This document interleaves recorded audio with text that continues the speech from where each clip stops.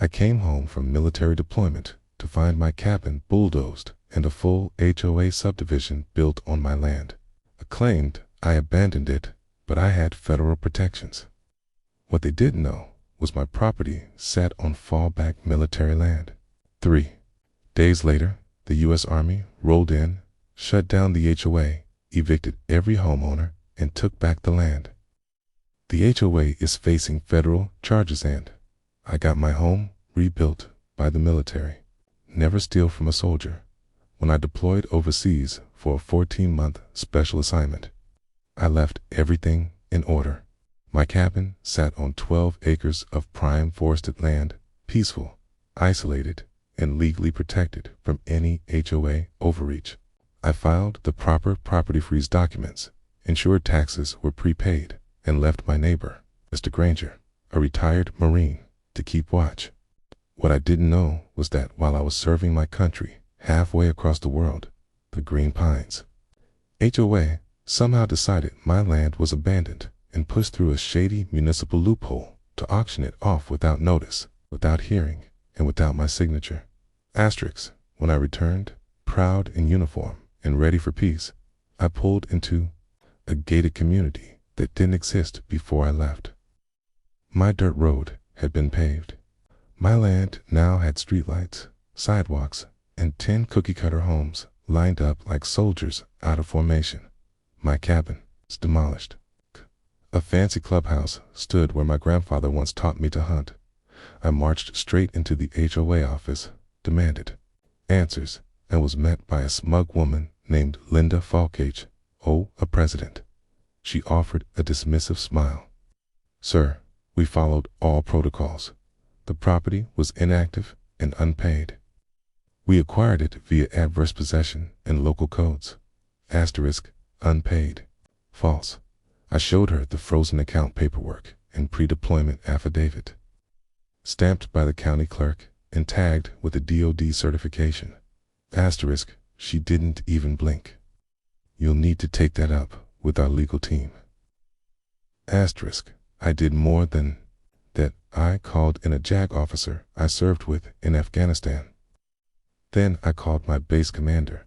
Within hours, a formal military fraud complaint was filed with the Army's legal services, but it didn't stop there.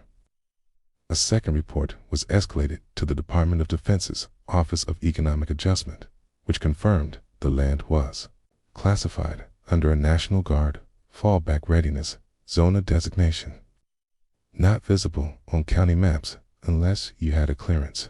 Asterisk, 3 days later, K received a certified letter from the Pentagon, 2 sentences long. Asterisk, the subdivision known as Green Pines is situated on federal fallback infrastructure property. All land transfers, construction, and civilian acquisition are no. Reinstatement of federal control is in effect immediately. The next morning, entire HOA board was standing outside their office as 2 black Suburbans and 3 camo Humvees rolled into the neighborhood. Military engineers, accompanied by JAG lawyers and a federal survey team, began inspecting every corner of the development. One of the JAG officers personally handed Linda Falk a cease and desist letter backed by federal property law, the SCRA Service Members Civil Relief Act, and National Emergency Zoning Rules. Asterisk, Linda protested, gathering her board members to scream about property rights and eminent domain abuse. But they were silenced quickly when the U.S. Army produced aerial scans showing the original boundaries of my land, and documents proving it was zoned as a strategic reoccupation site, which meant the land was never eligible for sale or development, especially during wartime deployment. Asterisk, even worse for them. The HOA had received multiple warnings over the past year, but chose to ignore or conceal them. Their hired real estate developer, it turned out, it pressured the local zoning board with fake affidavits claiming my property was abandoned. Federal investigators swooped in to examine those signatures. 2 were forged. Arrest warrants were issued before sundown. Asterisk, the HOA homes were evacuated. Within a week, the entire Green Pines subdivision was under military supervision. The homeowners weren't just evicted. They were suing the HOA for misleading them into buying land built on federal fallback territory.